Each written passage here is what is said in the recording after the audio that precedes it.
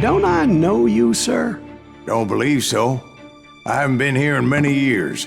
Name's Silas Greaves. Silas Greaves? The bounty hunter? Used to be. Well, what are you doing here in Abilene? Just passing through. Got a little business to take care of. Well, sir, it would be an honor if you would allow me to buy you a beer. Hell, son, it would be my honor to drink it. I'm Molly. Howdy. I'm Dwight. That's Jack and Steve. Ben's behind the bar. Oh, I bet you got some great stories. A couple. Any of them true? Jack, be nice. A few. What about your shootout with Henry Plummer's gang in Bannock, Montana? Is that where you started as a bounty hunter? That's what it says in this here dime novel. Don't believe everything you read in them dime novels, boy. First man I hunted was back when I was riding with Billy the Kid. You knew Billy the Kid? Damn right. That scrawny son of a bitch had no fear. Wouldn't back down for nobody. I heard he collected the 10 stars off any crooked lawman who crossed him. It was a war, boy. The Lincoln County War. And Billy promised his regulators would take the life of every bastard who helped bushwhack John Tunstall. Kid had a big chip on his shoulder and a hair-trigger temper. Made him dangerous as hell. It was about 30 years ago. Billy was hiding out in an abandoned farm near Stinking Springs. I threw in with the kid because the man I had sworn vengeance on was riding with Billy's enemies. But before I tell you why I want that sumbitch dead, let me tell you what happened that day. I was heading back to the hideout when suddenly I had this funny feeling. Funny, ha-ha? No, Steve. The other kind of funny. You heard that. You need to stay here to keep an eye on the road. That's not fair. We're missing all the fun. I knew those two morons would never let me through. I had no choice. Who's that? Is he with us?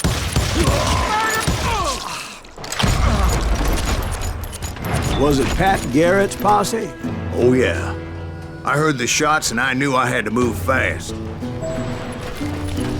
Garrett and his army of deputies had surrounded the entire homestead. I decided to help Billy and the boys out a bit. So that's just what I did.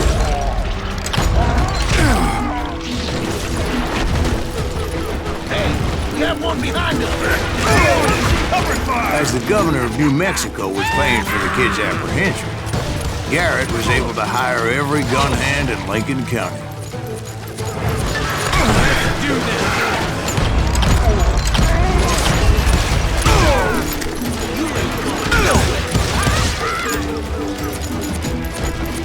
I knew that going through that front door meant putting my butt in a shooting gallery, so I decided to get sneaky.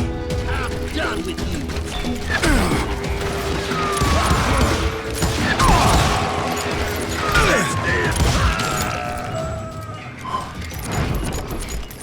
It was a bit of a slog, but I finally fought my way around the back of the house. And like that, I was inside, none the worse for wear. I passed Dirty Dave, and upstairs I found Billy and Charlie Beaudry.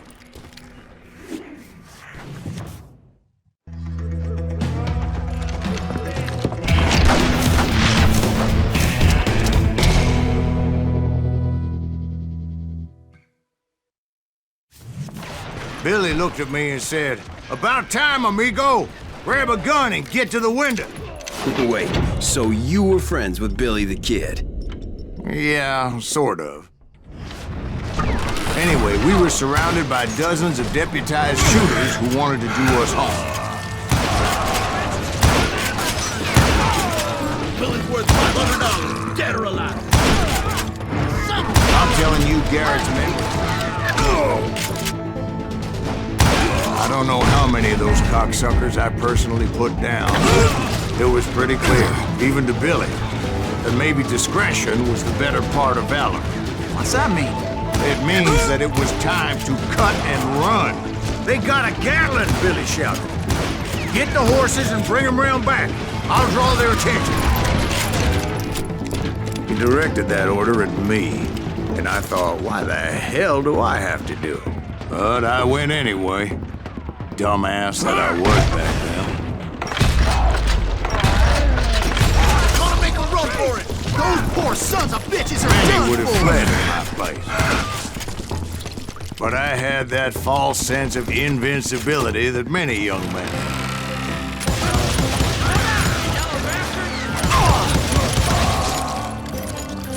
Finally, I had the stables within my reach.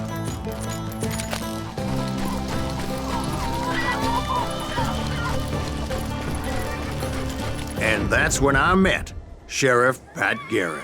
I read that you went toe-to-toe with him, sir. That backstabbing bastard with that tacked-on tin star.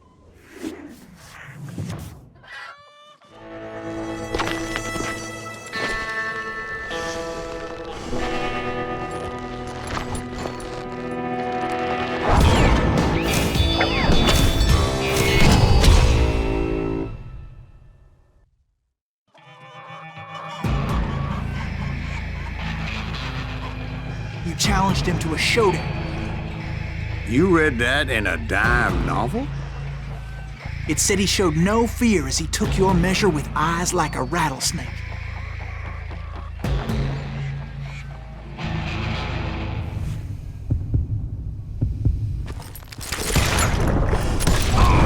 And that you killed him in a fair fight. Is that what that penny dreadful says? No, boy. That ain't what I meant when I said I met Pat Garrett. So let me start again. I finally reached those damn stables.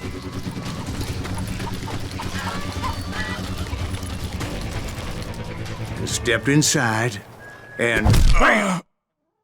Last thing I heard was Garrett's voice. That's not Billy. And go on, how did it end? And, boy, that was just the beginning. So what happened? Did Garrett arrest you? Yeah, after I came to, the bastard had clocked me with his Colt.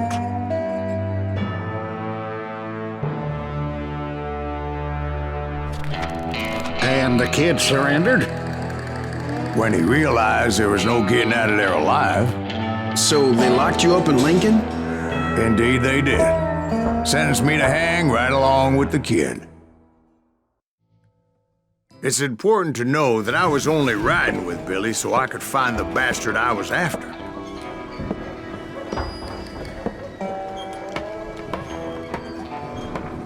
He was with John Kinney's gang, and they were sworn enemies of Billy's regulators. Why were you after him? I owed that son of a bitch a bullet for what he had done to me and mine. Instead, all I got for myself was a goddamn death sentence. Luckily, it was right around then that I heard Billy make his move. He shot Jim Bell and a few other guards as he made his getaway.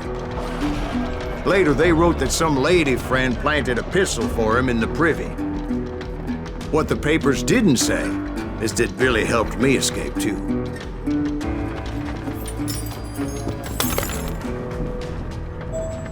My first order of business was finding a firearm.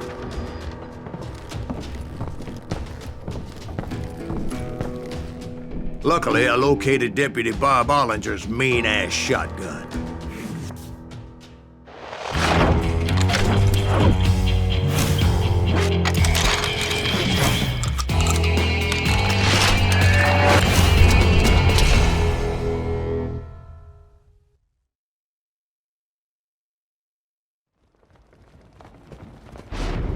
I saw Billy through the window, and he yelled that I should take to the rooftops to make my escape. So I did. Anybody see Billy? Shot Jim Bell! Hell yeah. That scatter gun was like a double-barreled howitzer. It could blow a man clear off his feet. You hardly had to aim the damn thing. Guards were everywhere looking for it. Can't let the kid get away. Oh my God! Anybody see him? I had to jump from roof to roof like a damn alley cat. I followed the planks where I could, but So that bastard you were after, what did he do? he did me and my family a grievous harm. But I knew if I was ever going to find him, I would need to get my ever-loving ass out of there. I tried to be stealthy and sneak my way past. But hell, if they weren't all waiting for me. Finally, I found what I was looking for. The stables on the edge of town. I guess Billy saved your ass, taking out Bob Ollinger the way he did. Billy didn't kill Bob. Well, sure he did. Dispatched him right after he shot Deputy Bell. No, sir.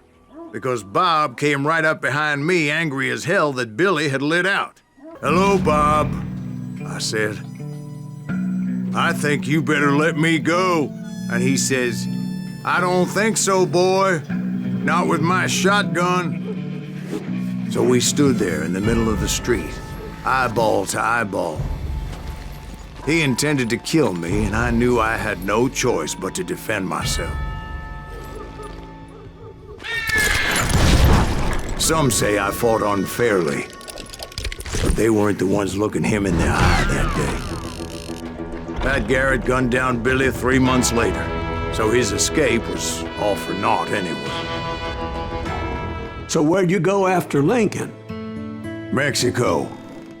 Until I realized nobody was looking for me. I ended up taking a job at the Rurales. The Mexican Rurales? I was hired to help them track down the cowboys. The most vicious outlaw gang in Cochise County? Curly Bill Brocious? Johnny Ringo? Led by old man Clanton himself. They must have paid you a pretty penny to take them hombres on. Not really. But truth be told, I had my own reasons for going after those boys.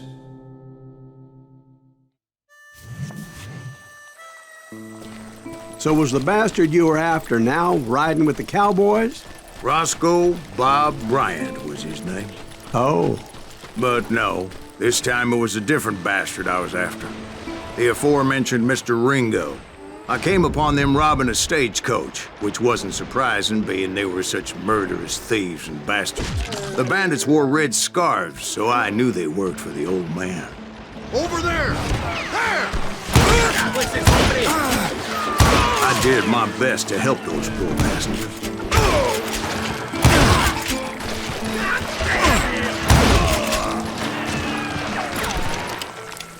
Shoot that running son of a bitch!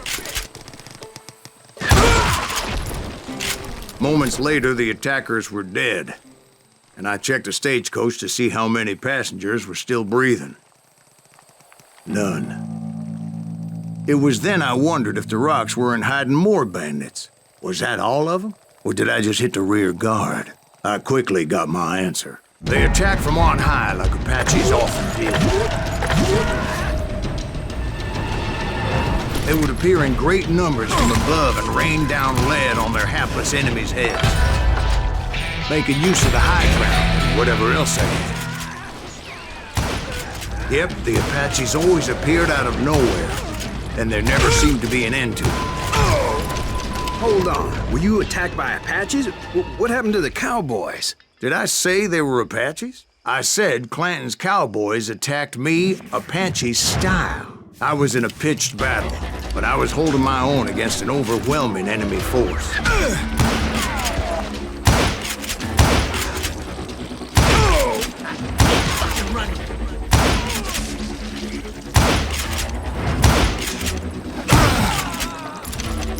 See, at the time, I was still pretty green, but often blunder into regrettable situations.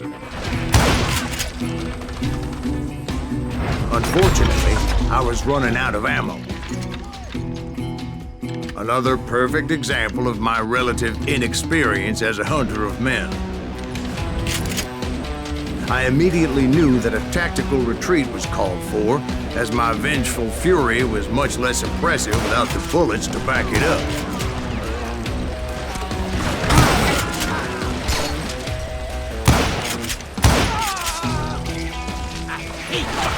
Finally, they managed to corner me. Trapped as I was, the odds of my survival seemed pretty slim. Luckily, serendipity was on my side as I suddenly spotted a way out of my predicament.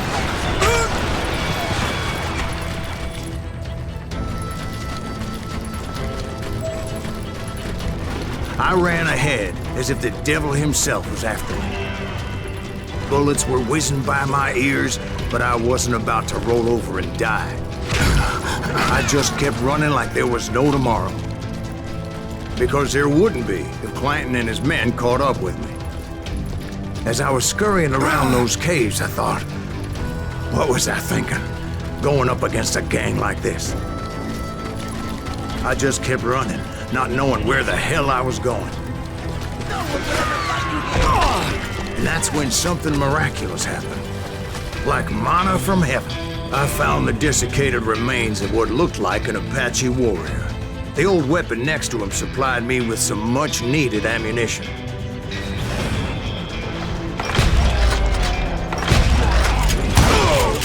Bat Masterson once told me it was more important to be lucky than good, and he would know.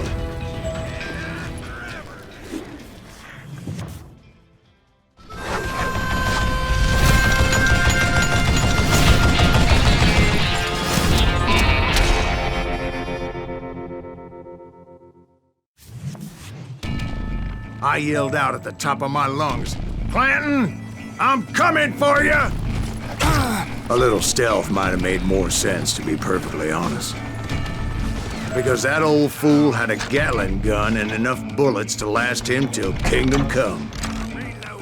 But I knew I could not let that deter me. Not if I was to find and kill Ringo. I needed to get that old man off that gun.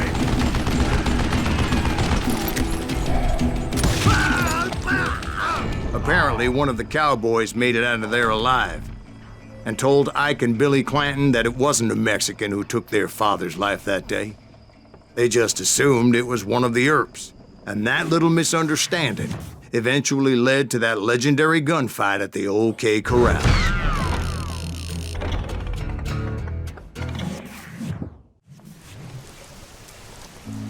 A few weeks after that dust-up at the OK Corral, I was still after Johnny Ringo. I had tracked him and the cowboys to their hideout at a sawmill, and they were loaded for bear. Somebody's coming!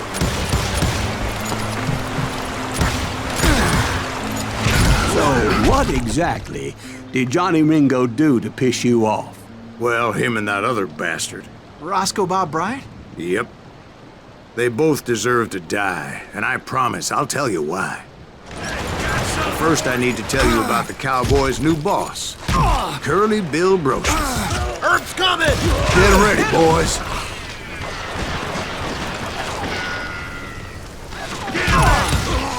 Curly Bill took charge of the Cowboys upon the old man's demise, and after that gunfight at the OK Corral, the Clantons wanted revenge.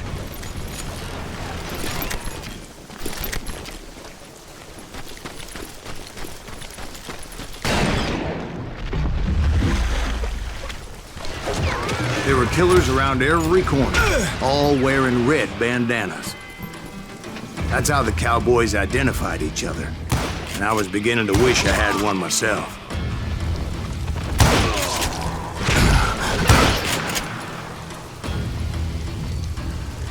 I'm putting you down! But I wasn't about to let Ringo walk away unscathed, and that's what drove me forward.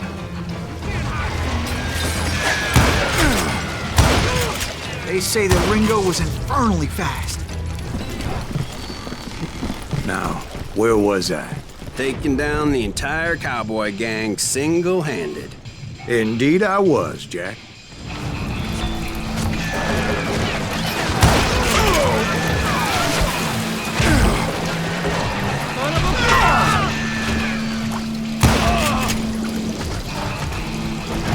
Kill him already! Curly Bill, Johnny Ringo, and his compadres took off into the lumber yard, and I followed after.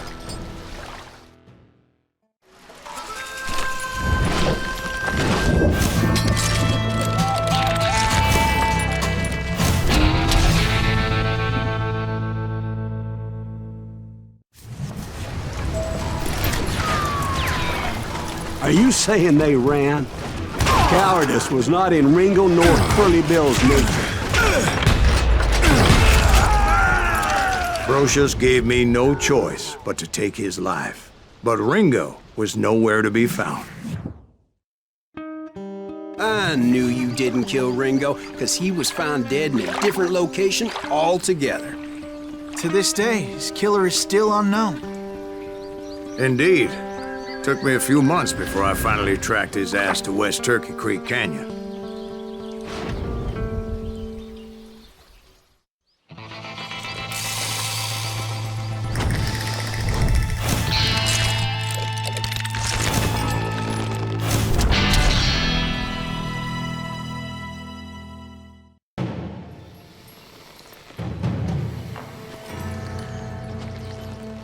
That's incredible, sir. I always thought that Doc Holliday was the one that killed him.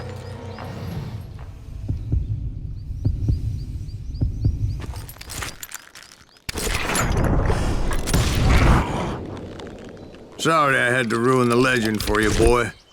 But the legend ain't always true. Doc Holliday had nothing to do with the death of Johnny Ringo. I was paid a healthy bounty for Ringo and Curly Bill, and realized there was real money to be made. That's why I went after Henry Plummer.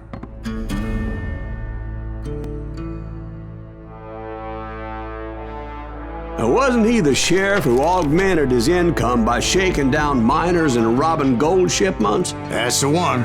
Oh, yeah, I remember him. He ran that gang of thieving outlaws called the Innocents. So it's true that you went toe-to-toe with him? Indeed I did, son. Indeed I did.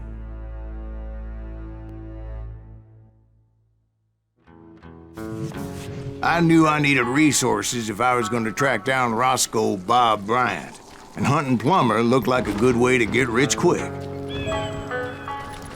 As the local vigilantes exposed him as the leader of the bandits, and put a generous price on his head. Plummer rallied his gang to plunder one last gold mine before making their escape, and that's where I thought I'd find him. It makes me nervous standing so close to all these goddamn barrels of gunpowder. Why would you be nervous? No one has the cojones. Oh, yeah? Who the hell is that? My late father pointed out to me more than once. God made men. Samuel Colt made them equal. I knew that dynamite wasn't mine, so I decided the polite thing would be to return it.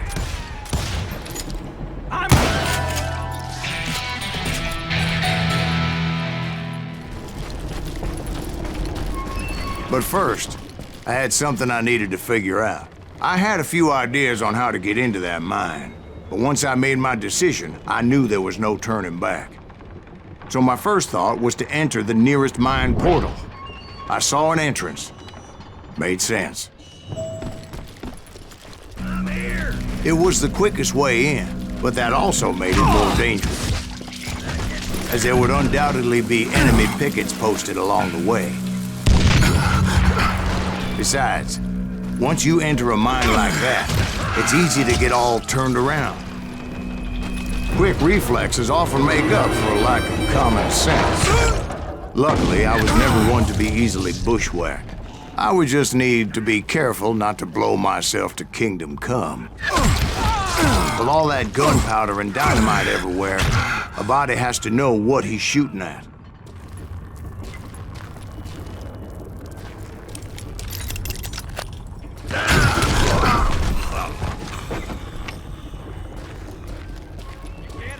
One wrong bullet could have turned that mine into a dad-blasted tube.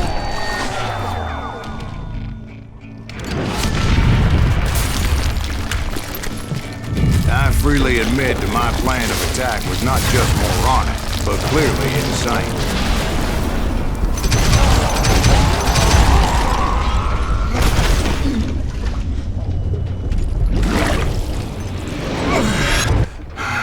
It's a good thing that I abandoned that ridiculous plan before I even tried it. Instead, I spotted a ladder, a way into the mine from the opposite side. Of course, being I had a problem with heights, That scaffolding scared the bejesus out of me. Climbing down that ladder required some caution. Because even though I had a younger man's reflexes, no man can dodge a damn bullet while climbing down a rickety ladder. I needed to make a leap of faith, which ain't easy when you're suspended between heaven and hell. I was determined not to give up, however. As Sheriff Plummer seemed quite the despicable character. When the vigilantes discovered what the sheriff was up to, people were outraged. That 10,000 they put on his head would go a long way to helping me find old Bob. And I had made it my mission to settle that score come hell or high water. But first, I would have to make a choice. Take the elevator or climb the ladder.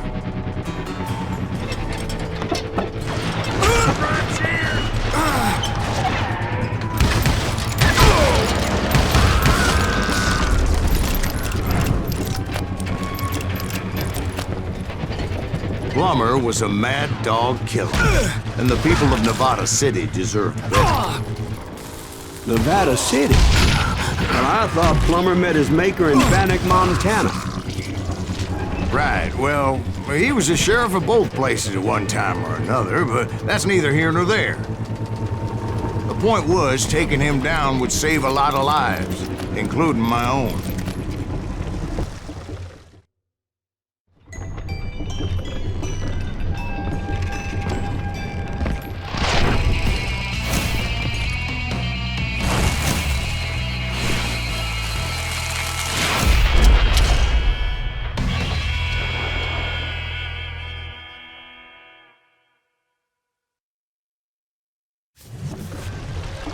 They're gonna bury you! Well, this day is just getting worse and worse for you.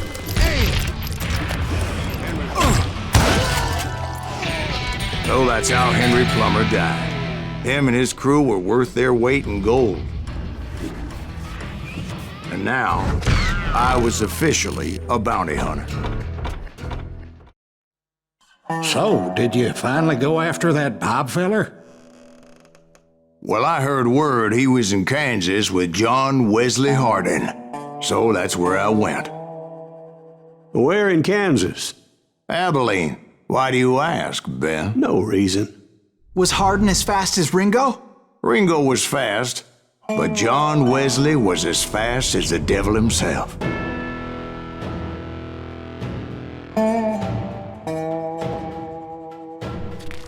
Hell, he killed his first man at 15.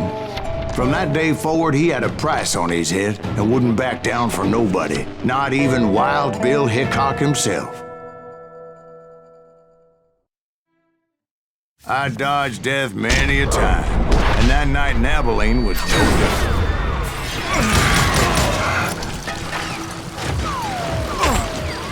I was there with the intention of finding that bastard Bob and collecting the bounty on John Wesley. I thought the Texas Rangers got Hardin. Yeah, that's what they want you to believe. Can't get a good It shot. was cold and a witch's tit and a brass bra that night as I fought my way past his loyal compadres.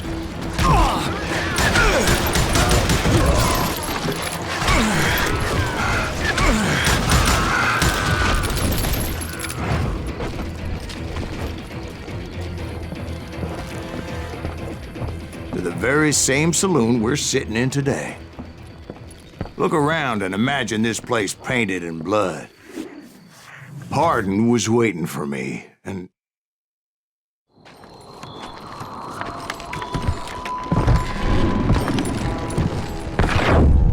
Wait, I'm jumping the gun here.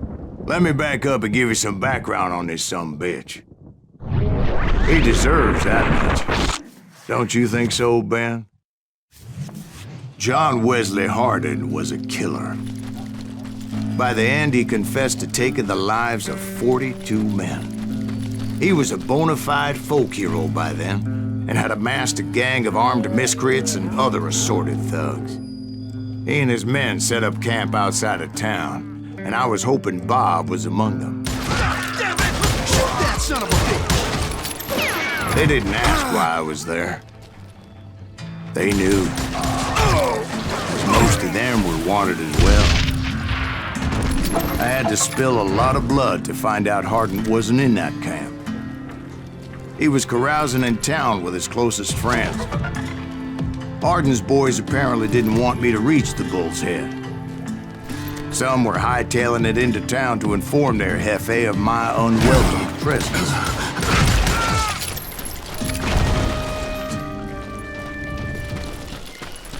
And I steeled myself for the fight ahead. For as good as I was, deep down I wondered if John Wesley wasn't just a little bit better.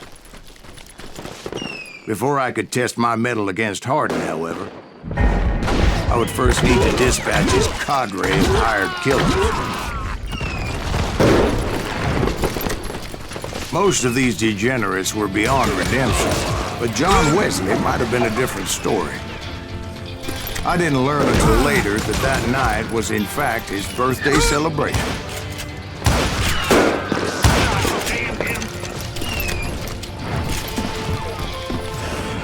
Suffice it to say, nobody there was happy to see me.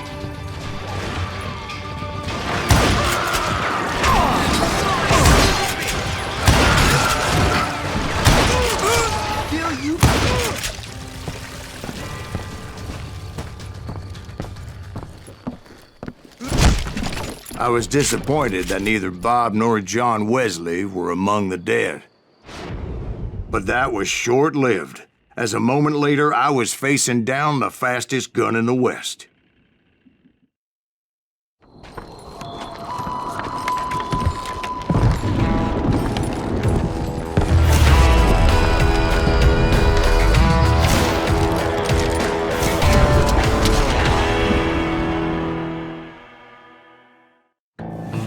I felt a bolt of adrenaline, or maybe that was fear.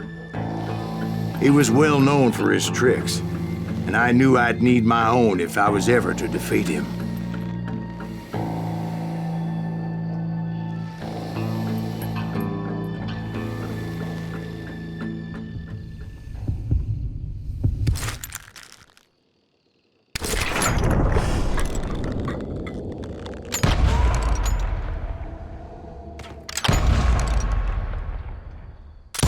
That man was faster than greased lightning. But being inebriated as he was, he didn't count his shots. And now, he was at my mercy. So he didn't die? No, I sent him to prison. Years later, after he was free, some restless avenger took his life. Shot him in the back at a saloon just like this one. Anybody up for another beer? Ben? Thank you, darling. Yeah, some say revenge is a dish best served cold. So whatever happened to that Bob guy you were after? Personally, I'd like to hear some of your other adventures. Like, I don't know, did you ever go toe-to-toe with a red man?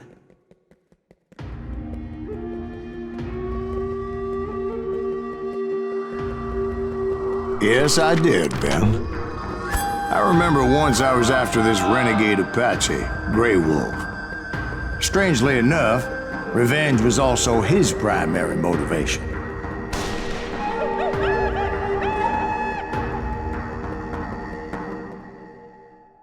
A bounty was put on Grey Wolf's head, and that's how I came to hunt him in the mountains.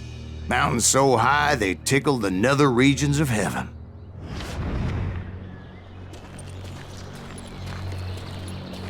Grey Wolf was a Chiricahua Apache medicine man who had led a war party in revenge for a massacre against his people. The U.S. Army had attacked his tribe during his daughter's sacred sunrise ceremony, and the slaughter was unspeakable. I understood his anger, as there's nothing more traumatic than seeing those you love die in a cruel and painful death. Right from the beginning, I couldn't shake the feeling that Grey Wolf was watching my every move. He led a band of young Apache warriors who wanted retribution and were more than willing to die for him.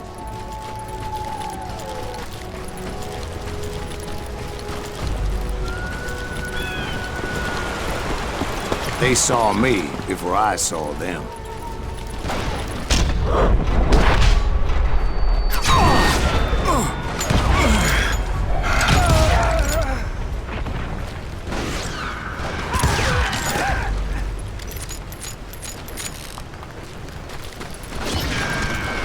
And it crossed my mind that maybe this wasn't such a good idea. But now that the shooting had started, there was no backing down.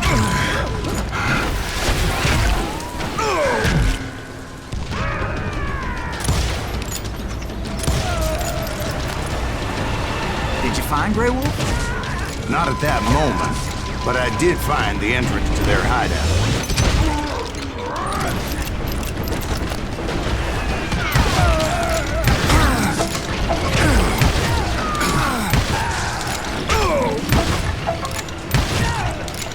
A deep crevice that led to a deeper cave. Don't tell me you went in there.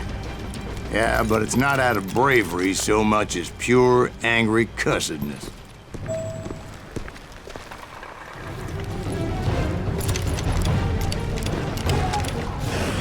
How big was this cave? Big as hell, Ben. Chiricahua had hid out there during the Indian Wars.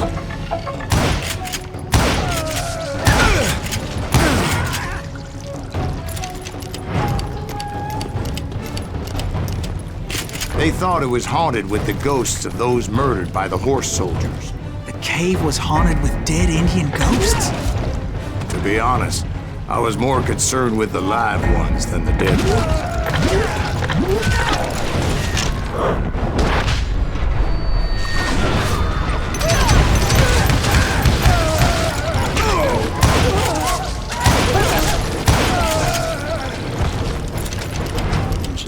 A few years back, I was married to 2 Mescalero women. At the same time? Yeah, they were sisters. Polygyny is traditional among the Mescalero. So what happened? Oh, I had to get out of there.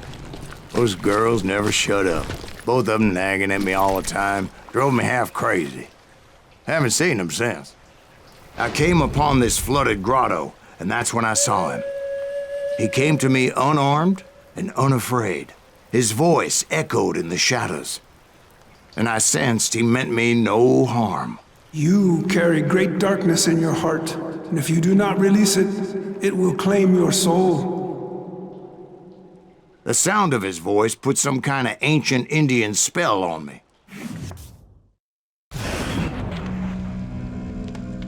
As his story unfolded in my mind, You will come to this place again and kill many more men, and the darkness will grow until it consumes everything that you are. The soul would have no rainbow if I had no tears. he said I was a great warrior, a coyote man, unequaled by any other pale-faced warrior, or something like that.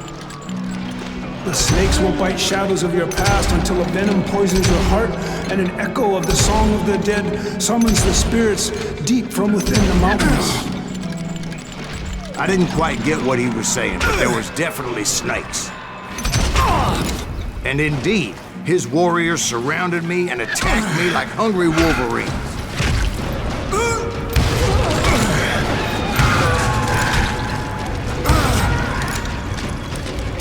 I swear I couldn't see any way out of this trap.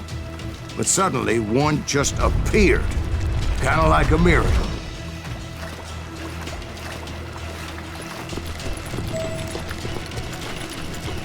I felt like I would be lost in that damn cave forever. Finally, I found myself back outside, perched on the edge of a precipice, overlooking a thundering white-water river. To get where I was going required several leaps of faith, but no way in hell I was turning back.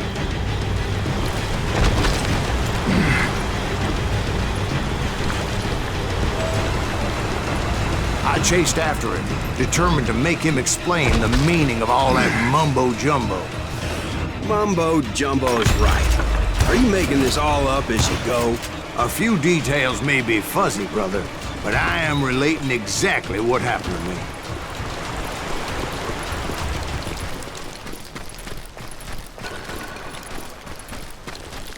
And wouldn't you know it, That crafty son of a bitch led me right into a trap. What kind of trap? Well, son, there had to be at least 100 Apaches surrounding me. 100? God be my witness. Oh, come on. Who you kidding? Hey, I believe you. Come on, tell us how it ended. All right, but I'm not gonna drag this out. Where were we? You were surrounded by 100 Apache warriors. Well, I didn't take the time to count them exactly, but there were a lot of them.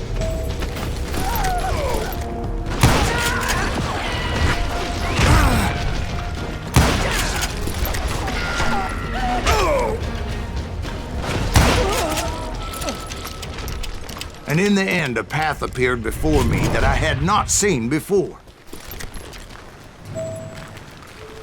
I followed it as I desperately needed to find out what Grey Wolf was trying to tell me. But it was like that son of a bitch disappeared into thin air.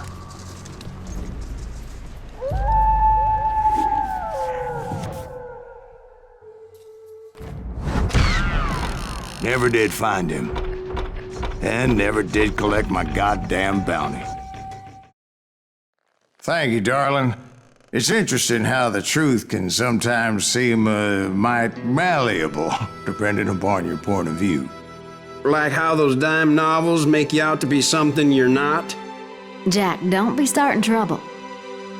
No, he's right. They do tend to exaggerate. Did they exaggerate your part in taking down the Daltons? Well, I was there in the flesh, boy, so I saw what happened firsthand.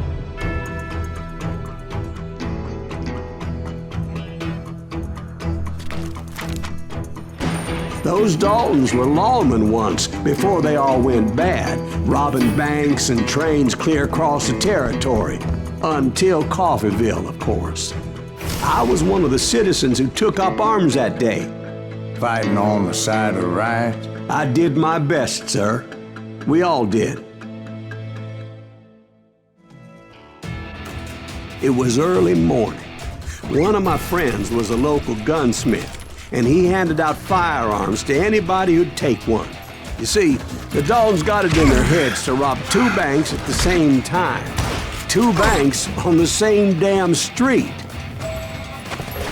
The story was Bob Dalton's girl was always riding him about how he had no ambition.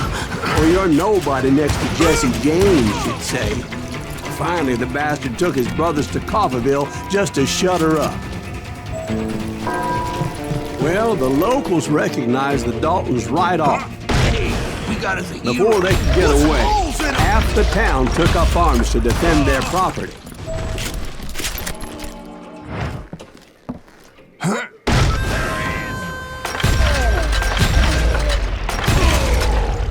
The brothers paid dearly for their stupidity, but everybody knows they had it coming. There's more to it than that. I read all about that day, so I know for a fact that it went down very differently. First of all, it was high noon.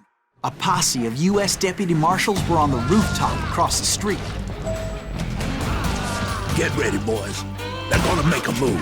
The lawmen had been tracking the Daltons for months. Now they finally had them dead to rights. Among them was a bounty hunter feared by many a lawbreaker. The marshals tried to get the Daltons to surrender. They'll give up eventually. You just gotta wait the son of the bitches out. This bounty hunter knew that the brothers were far too proud to ever lay down their guns.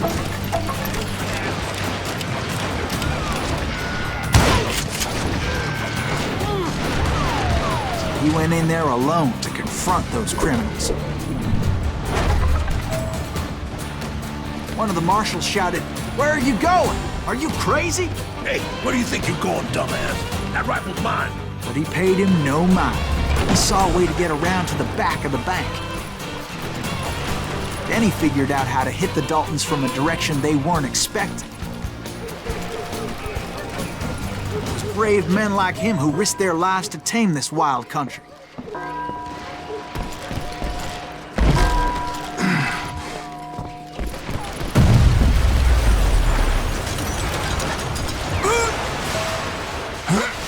We've got company.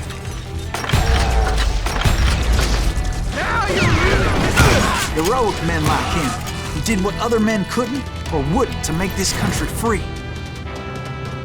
Is that Silas Jim Greaves? Boone, Son Sadie of a Crockett, bitch! died defending the Alamo. Come on, kill him!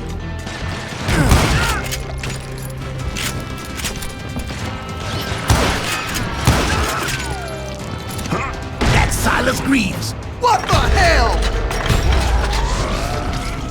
Blam! Blam! He came away victorious, taking down those thieving Daltons. His name was Silas Greaves, and when the dust finally settled, he was the last man standing.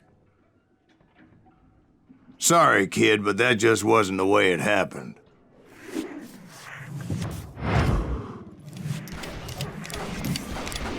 It was early evening, not high noon.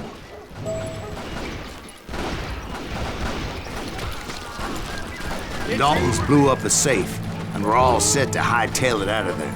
Those pathetic deputies surrounding the bank were dropping like flies. That's it for you.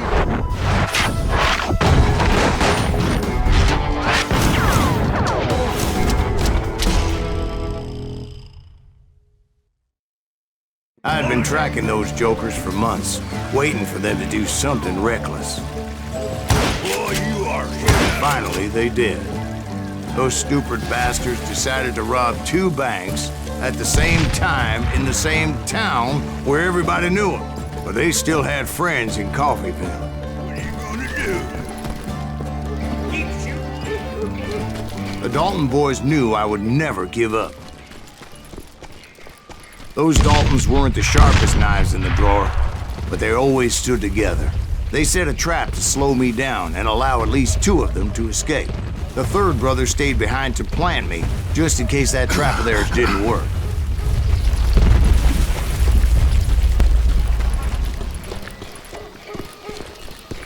It was Emmett, the youngest, and he decided to stand his ground and face me down. I ain't afraid of you, Silas Greaves. This is where it ends for you. He was determined to protect his brothers.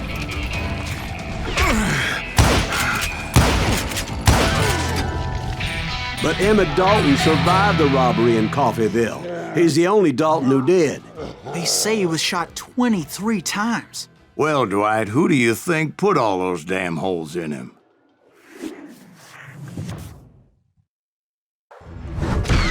But I have to admit, that boy had grit.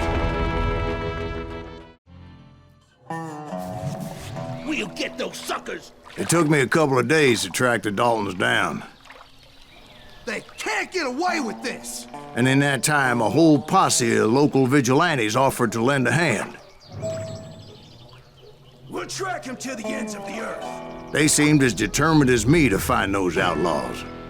But as we headed into those swamps, it was like I had my own private army. There was no way those boys were getting away this time.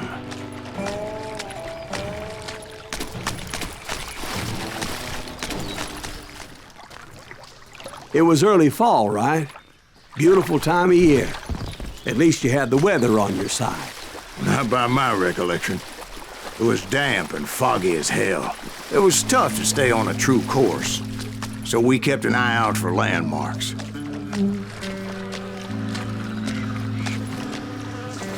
It was autumn. The maple trees were in full color, red as blood.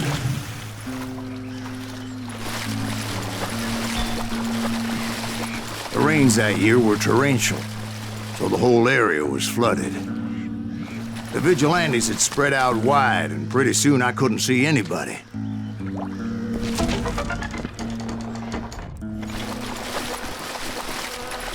Bury them in the swamp! Put them where they stand! Except for some bitches ahead of me wanted to do me harm, so I had to face them alone. I wondered why my compatriots didn't come running when they heard the shots. Right then, I saw some suspicious characters running for the bushes. Of course, I followed them. But that goddamn swamp was like a goddamn maze, and pretty soon I had no goddamn idea where I was. Steve? Steve? Steve? Huh? Oh, no, I'm listening. Indians surrounded me from all sides.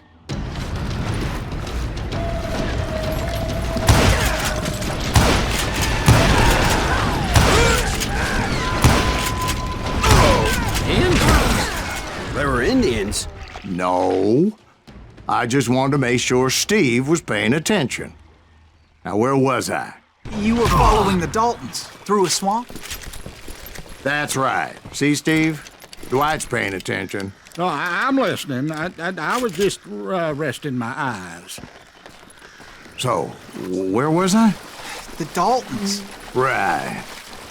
See, there's a reason so many outlaw gangs are made up of brothers. Being a brother is a very sacred thing. It's a bond like no other. And that's when I saw it. A goddamn steamboat. A steamboat in a swamp? Yeah, Steve, but this wasn't much more than a wreck, really. But how'd a damn steamboat end up in the swamps? Guess it floated off during the flood of '89. Now, was it a stern wheeler or a side wheeler?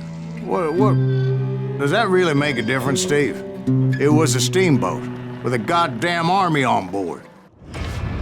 It was then that a fusillade of bullets come raining down from on high. And those vigilantes who accompanied me weren't anywhere to be found. But among those men that were shooting at me, I thought I saw some familiar faces.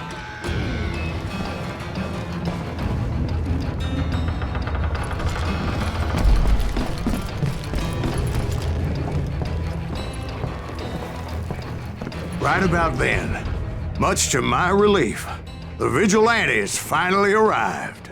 Their leader motioned at a cabin in the middle of the top deck, pointing me directly at the Daltons. I finally had them, after months of dogged pursuit.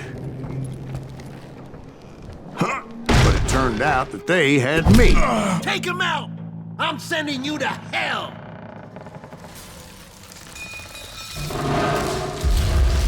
The Daltons had played me like a fiddle. Apparently, the vigilantes were on their damn payroll. They didn't just want to shoot me. They wanted to burn me alive. But finding my way out of a burning labyrinth proved to be quite a challenge. It was a riverboat, right? I mean, it's not like it was a goddamn ocean liner. Oh, yeah, but I was in a fight. Did you hear about that ship that's gonna launch next year? Largest one in the world. We're talking about the Titanic. If you ask me, it's too blessed big. I don't think it'll even float. So anyway... Don't be stupid, Steve. They know what they're doing. They say that the Titanic is unsinkable. Oh, God. But getting back to that steamboat, how'd you get off it, Mr. Greaves? I took in a lot of smoke that day, so I admit my recollection might be a bit hazy. But somehow I managed to finally disembark. It was time to settle this once and for all.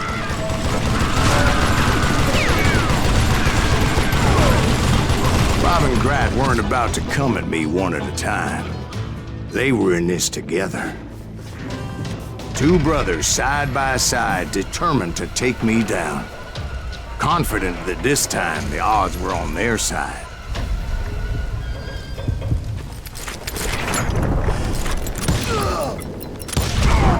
They got it wrong.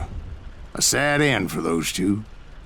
If they'd only known that Emmett was still alive despite his wounds. Paroled 14 years later, he moved to California and sold real estate and lived off the legend of that fateful day. And the tragic death of his two brothers.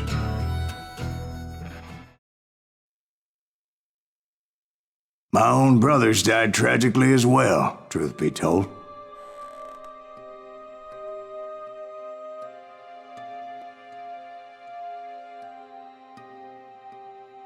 It was 1868, and me and my older brothers were pulling a tidy profit running cattle into Juarez, Mexico. One night after my brothers retired for the evening, I found a little poker game in a cantina with a couple of cowboys. And I just couldn't lose. I even won an old Spanish coin that had to be 100 years old. Well, I was mighty pleased with myself the next morning as my brothers and I rode for Texas. But before we crossed the border, those cowboys caught up with us. It was Johnny Ringo, Roscoe Bob Bryant, and another asshole named Jim. They wanted their money back and everything else we had, including our lives, as those boys didn't want us coming for them later. Bob put that old Spanish coin in my mouth and said, "I won't have it said that I left you with nothing, boy." Well, those horses bolted, and there we hung as those bastards rode away. The branch finally snapped under the weight of the three of us, but being my older brothers were bigger and heavier, they were already dead. And right then I swore to myself that I would avenge them. Ringo you know about. But Bob eluded me, until I heard he was riding with the Wild Bunch.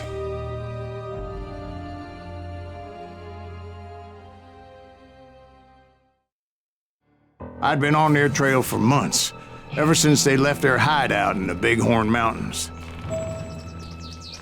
Led by Butch Cassidy, they were a loose association of outlaws who robbed banks and trains from Colorado to Montana. Among them was the Sundance Kid, and that murderous hombre I was tracking, Roscoe Bob Bryant. Were you a part of that giant Pinkerton posse after the Wild Bunch? No, boy. A circus like that would have slowed me down. Besides, I wanted Bryant all to myself. I'd heard about a large shipment of gold being transported to Wilcox, Wyoming on the Overland Flyer. I figured the Wild Bunch would likely hit such a treasure, and by God, I figured right. They blew the bridge with the intention of forcing the train to stop. Well, I assumed the Wild Bunch was likely in the still intact part of the train high above, so I had no choice but to make my way up through the passenger cars dangling down. I was determined to make that sumbitch Bob pay for what he did to my brothers.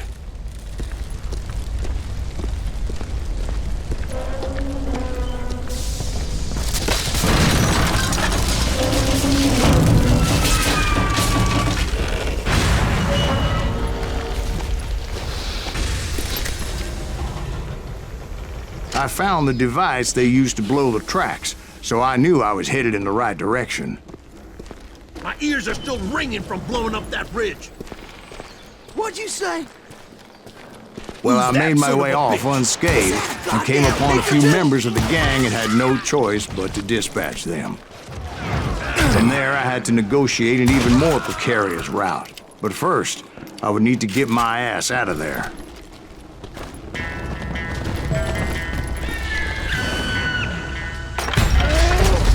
I jumped from the frying pan into the fire as the train was clearly fixing to fall.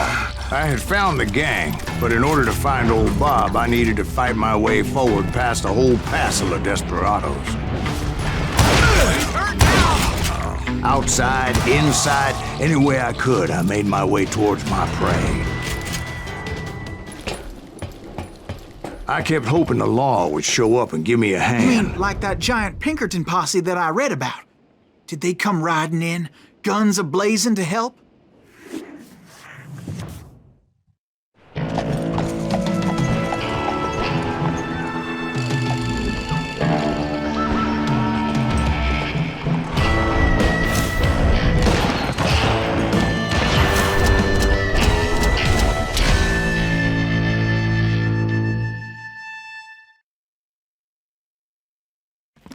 Help?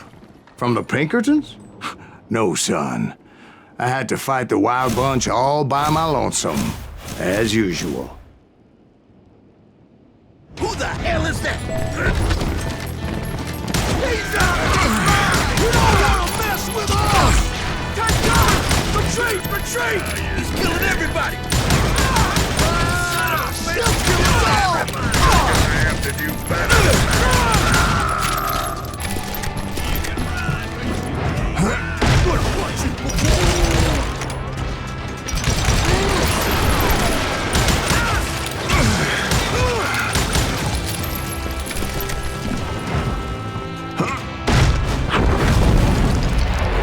guess is those dime novels didn't portray this as it happened, did they? What are you looking for? Only a few stragglers were left. I had to cut them down pronto if I was going to stay on old Bob's trail.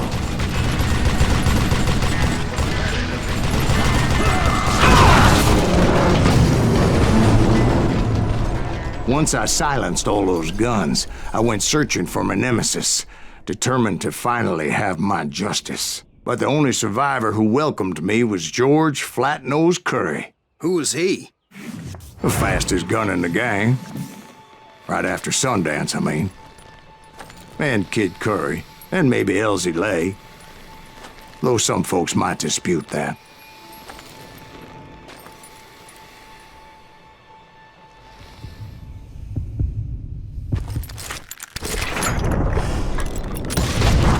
On that very same day, Butch Cassidy and the Sundance Kid decided to leave the Wild Bunch behind and decamped for South America.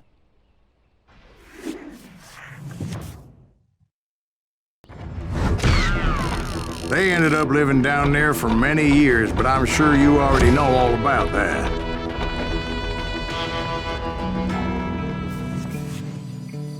I tried to find Bob Bryant, but it was as if he'd disappeared. Sometime later, I heard the Wild Bunch was back together. Kid Curry escaped from jail, and now he was running the whole shebang. So I took to their trail, as I was still in pursuit of my brother's killer and hoped that he was back with him. That Kid Curry's kinda crazy, ain't he? Don't let him hear you saying that. Anyways, I tracked those boys to a camp right outside Parachute, Colorado.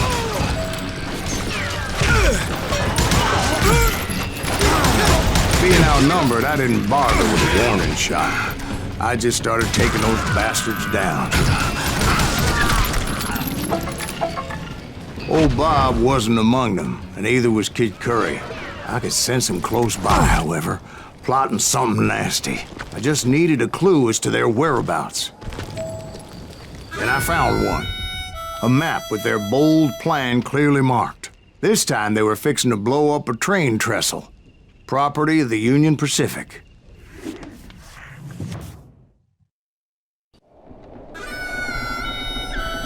The plan clearly indicated how they were fixing to undermine several of the weakest wooden supports.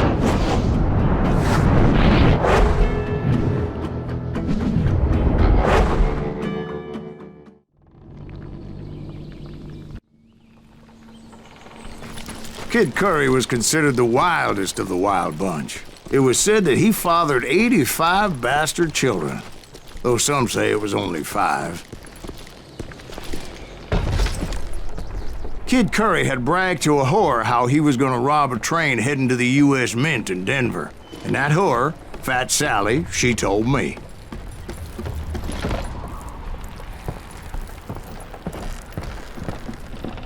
The bridge was rigged with dynamite, so I decided I'd best be careful confronting those bastards.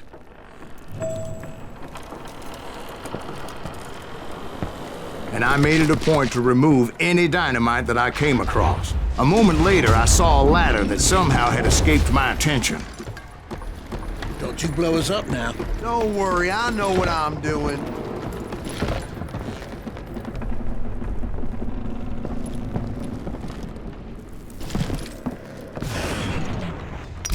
What the hell's that? Hey, you!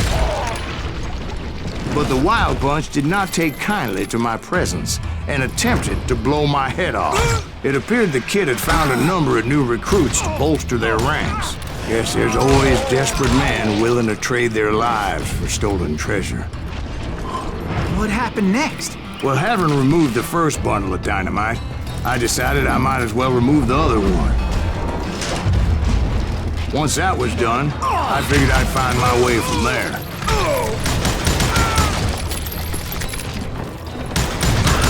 God damn you!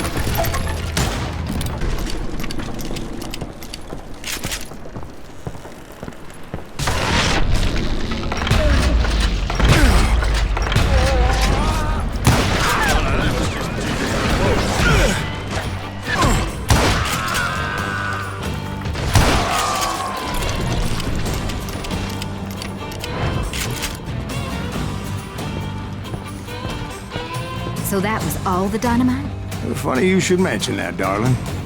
As actually, there was a fourth charge impeding my progress.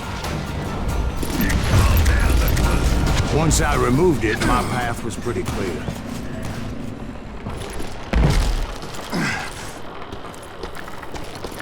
Luckily, I found a cave, and as I made my way back to the bridge, I saw something that concerned me. It was a long, burning fuse, and it was moving fast as hell. I had to catch it.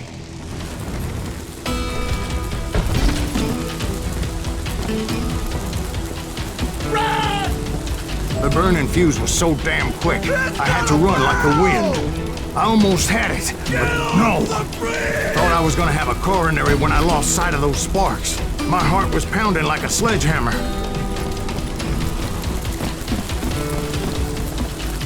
Whew. Of course, I was successful, or clearly I wouldn't be talking to you folks here today. Naturally, I removed the last dynamite charge. Well, it was a touching reunion.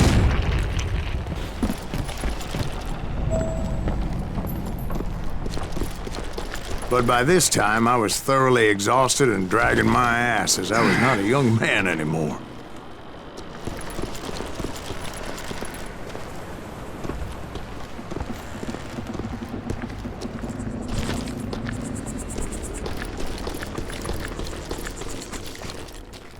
Kill that SOB! Make him bleed! Send him to perdition! Finally, I found those boys. Or more precisely, they found me. Hey, Silas, Kid Curry asked me! You're than a damn fruitcake! Kid Curry opened up on me with a goddamn Gatling gun. It was hidden in this tunnel and pretty well shielded.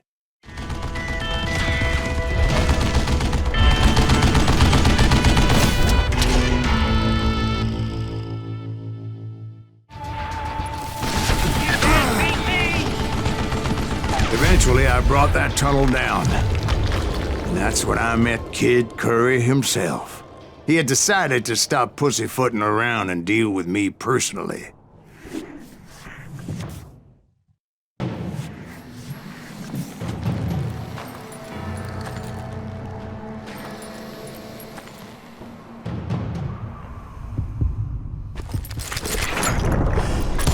As fast as he was, I was just a bit faster.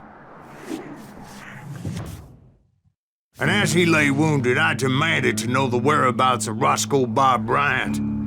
He shouted at me. "Is that what this is about?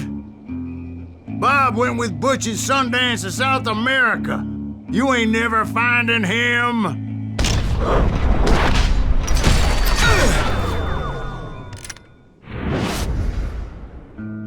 Those were his last words.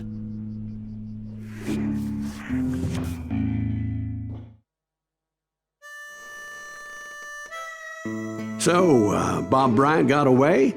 I knew I'd never find him in South America. What about the other killer? Yeah, you kinda glossed over that one. Well, I found Jim not long after my showdown with Ringo. At the time, he was riding with the James Younger gang. Did I neglect to mention that?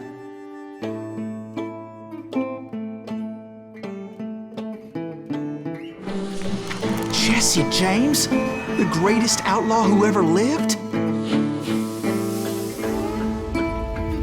Jesse and his kin rode with Quantrill when he raided Lawrence, Kansas, and killed near 200 people, boy. Nothing great about that. And from there, him and his brother went on to rob banks and trains from Kansas to Missouri. Which is why there was such a rich bounty on their heads. 40 grand for both of them, dead or alive. That's one hell of a payday.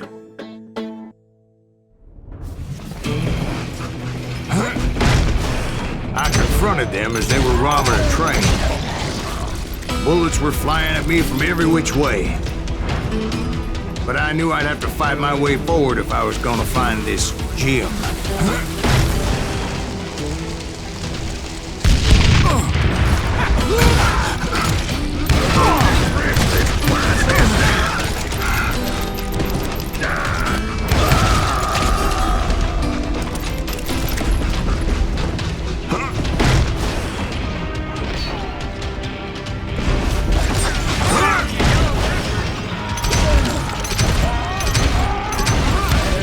Now, wait a second. Now, how'd they stop this train in the first place? Well, the James boys were experts at this.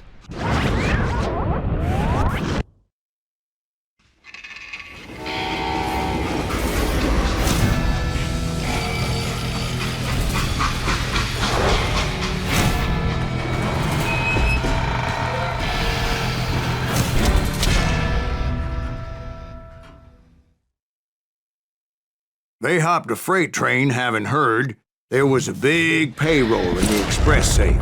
So, I hopped the same train.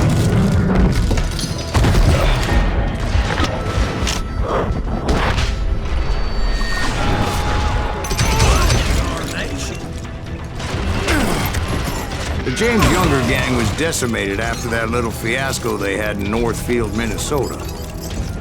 So Jesse needed more men and took on the killer I was after, along with a host of others. I was hoping to find my man and put a bullet in his head. You hear me? Climbing around that train, I must have swallowed 100 damn bugs before I reached James that... Younger gang pulled the first train robbery west of the Mississippi. Sounds like you hold them in high regard. Everyone knows they were the most famous outlaw gang ever. And you took them all on by your lonesome. Again. I'm finding this all a little hard to swallow, friend. Well, maybe you need to wash it down with some whiskey. By the way, did I mention that that train was flying down those tracks like a bat out of hell?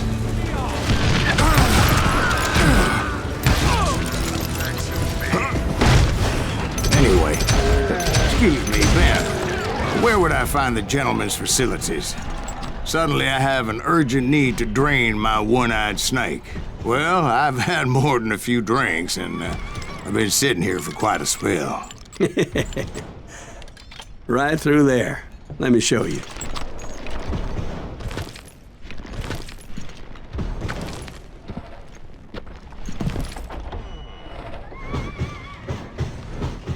I never heard so much malarkey in my life. You think he's bullshitting us? You don't think he's Silas Greaves? I think he's just some old drunk looking for some free liquor.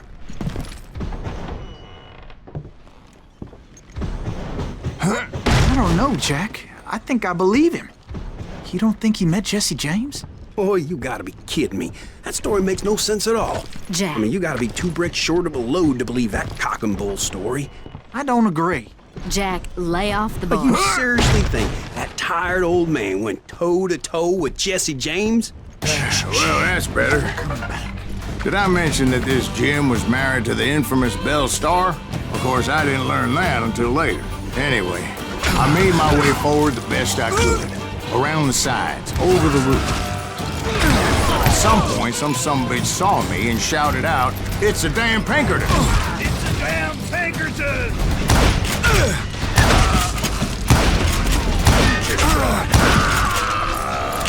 There sure were a lot of men determined to die that day.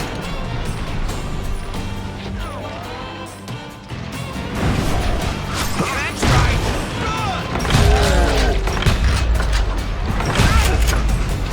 Time to fill you.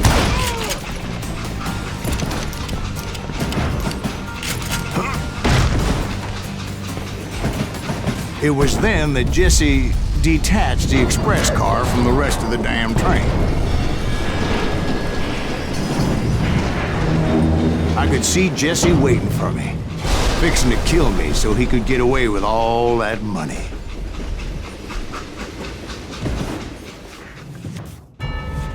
You had a showdown with Jesse James?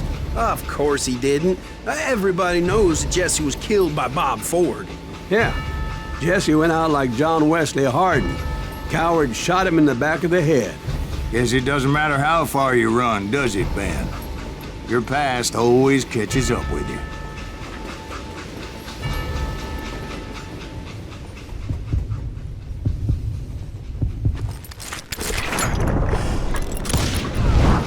Yeah, I didn't kill Jesse James. Just wounded him bad enough to convince him to hang up his guns. What about that Jim fella? What happened to him? I figure he was up front with a gun to the engineer's head. That bastard slipped away again. I'll tell you how I got him. But first I need to wet my whistle. After my showdown with Jesse, I continued to track his brother, Frank, and that son-of-a-bitch Jim. I followed those bastards into the high mountains as they were going to ground. What mountains would that be? Somewhere in the Ozarks, I believe. A perfect place to hide out from the authorities.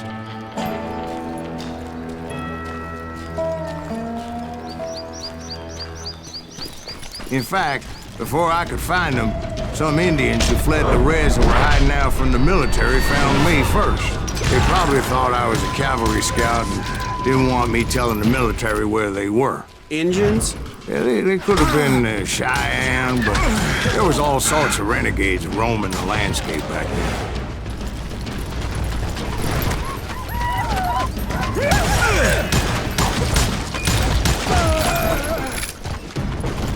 Hey, how about another whiskey, Ben? Nothing better to soothe the troubled soul.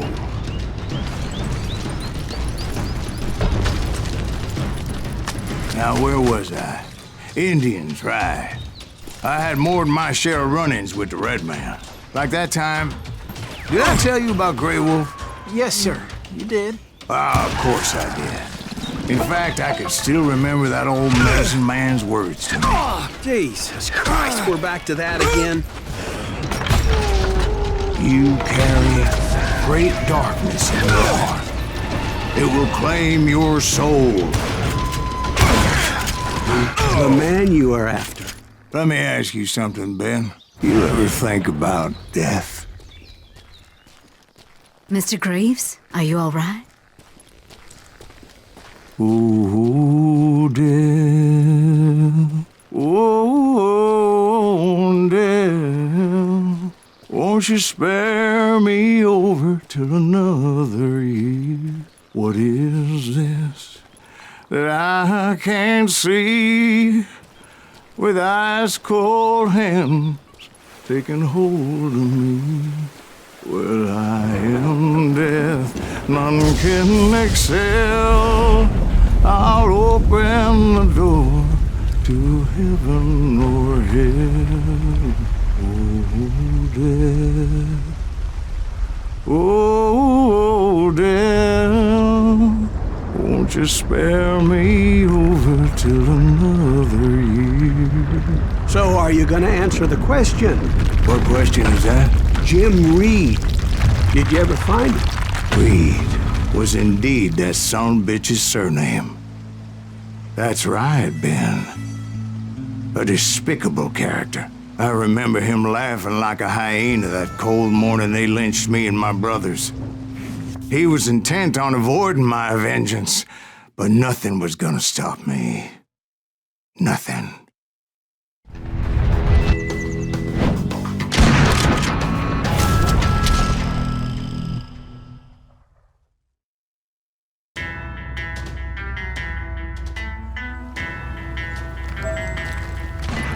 I finally did track those outlaws down.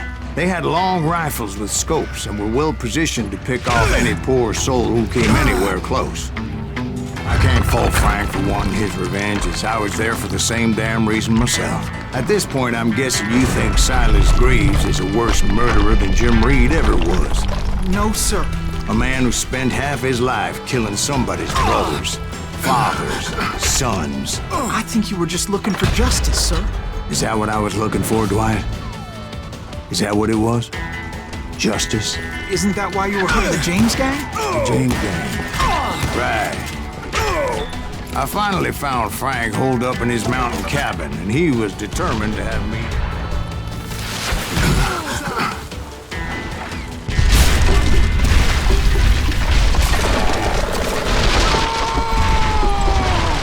That old shack? Well, it went tumbling right off that cliff.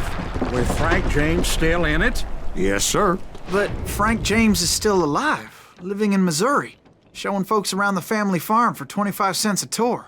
I didn't say he died in the fall, now did I?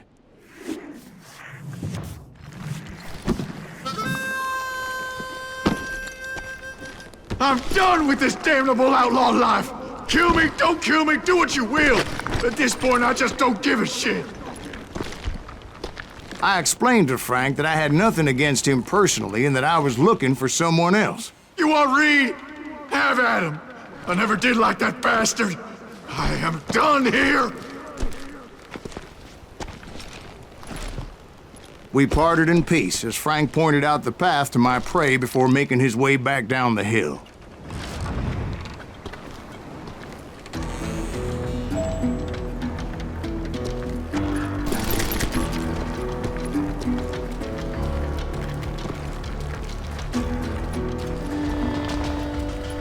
Rather than wander in willy-nilly, I decided it would be better to smoke that sumbitch out. "Hey, Reed!" I shouted. "No wonder you're so ornery. Can't be easy being married to Belle Starr. While you're off providing for the family, she's spreading her legs for every Tom, Dick, and Cole Younger. Not an attractive woman exactly, but very friendly. At least she was to me." Son of a bitch! It was then that the last bunch of bandits jumped out of hiding. Why won't this asshole give up? I had waited a long time to face him down, so I could repay him for what he did to my brothers.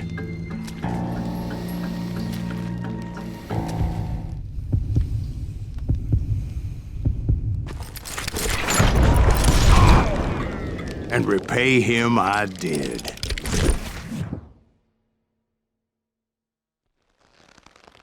Well, I don't know about you boys, but I'm pretty beat. Well, it's too damn bad you never found that Bob character. Seems a shame he never had to pay. Well, funny thing about that, I did have one more chance at him.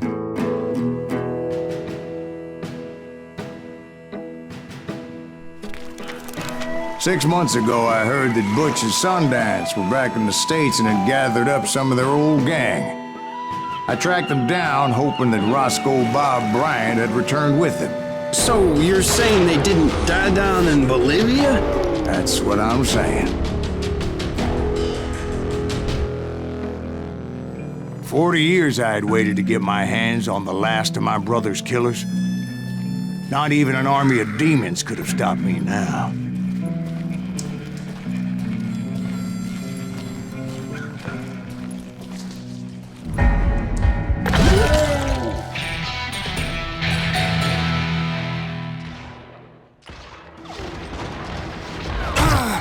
Both Johnny Ringo and Jim Reed fell fairly quickly.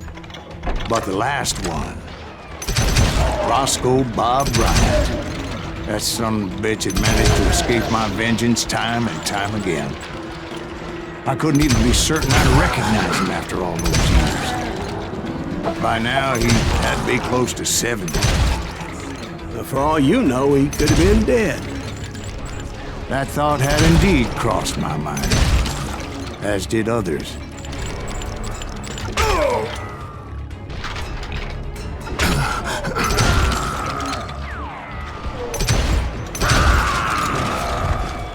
For instance, did my thirst for vengeance turn me into something worse than the man I was after?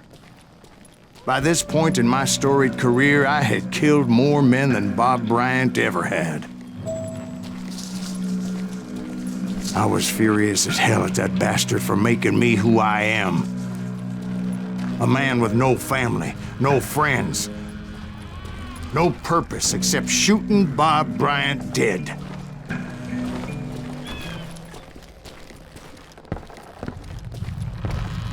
I intended to fill that grave with Bob Bryant's corpse. But like I said, the bandits knew I was on to them. They lured me in and hit me with everything they had.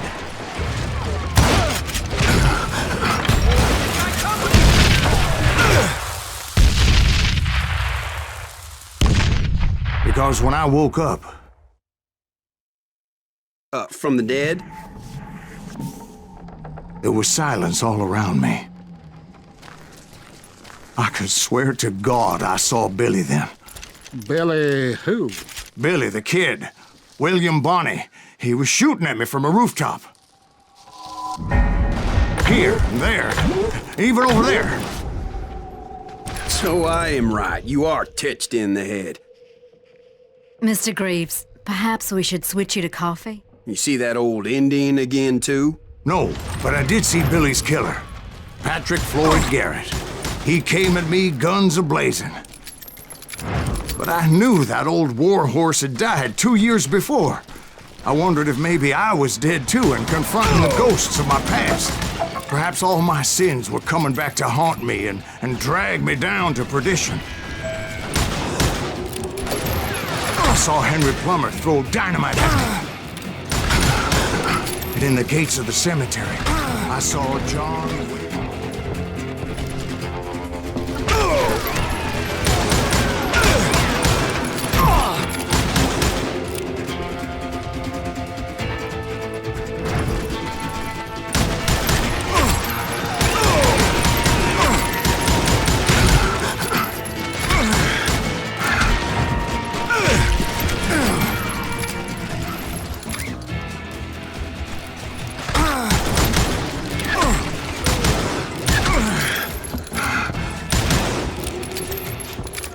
Finally, I saw Harry Alonzo Longabaugh. The Sundance Kid? Like a general leading his legion of the dead. You told us before you've seen him alive.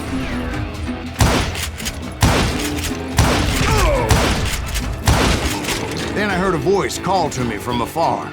It was Robert Leroy Parker, a.k.a. Butch Cassidy, coming at me from out of the fog. Thanks for taking care of that bastard.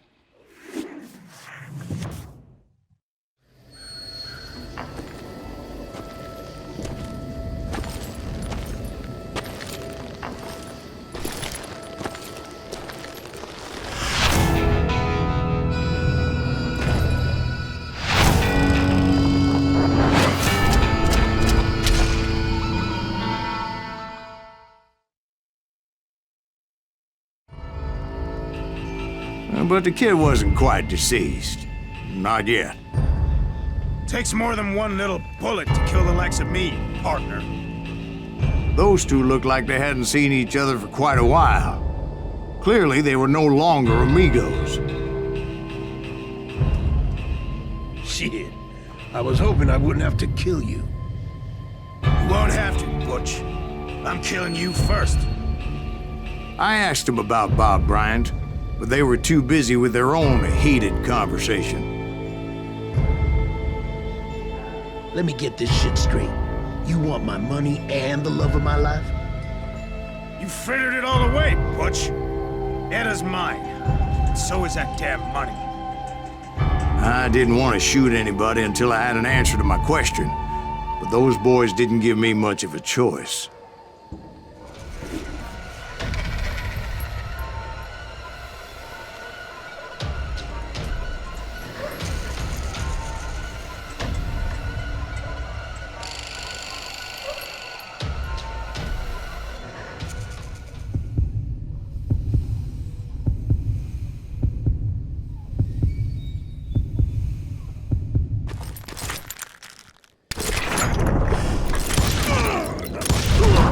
Butch Cassidy and the Sundance Kid died there in that cemetery not 6 months ago. Butch Cassidy and the Sundance Kid were killed by the Bolivian army. Everybody knows that. That's the legend, but it ain't the truth. So, you never found Bob? There is no Bob. This old sumbitch ain't even Silas Greaves. Sir, is that true? Have you been pulling our legs this whole time? Well, not the whole time. Oh man, I think you've worn out your welcome here. Maybe you're right, Jack. Maybe it's time to pay. You see, Ben, or should I say Bob, your past always catches up with you. I was a different man back then, crazy. Drinking, I changed my ways, I swear to you. If I could turn back the clock, But you can't, Bob.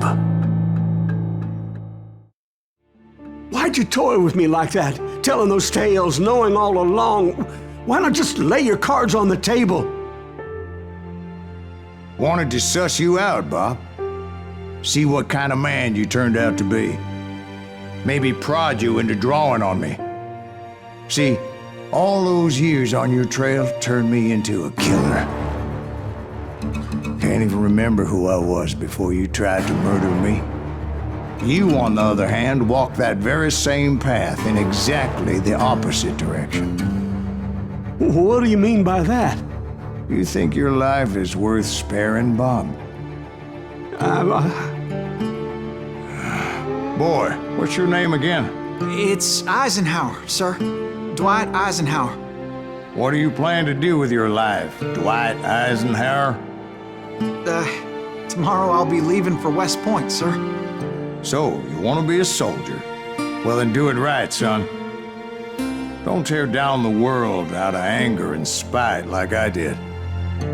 You build it up. You do something decent with your life, you hear me? Sir? Yes, sir.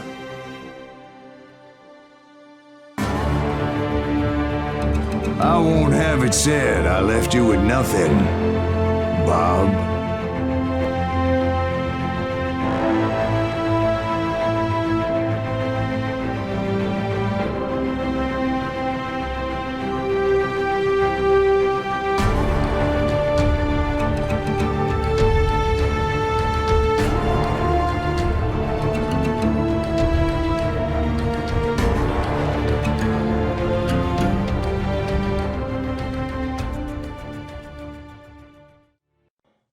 Oh, dear. Oh, dear. Won't you spare me over till another year?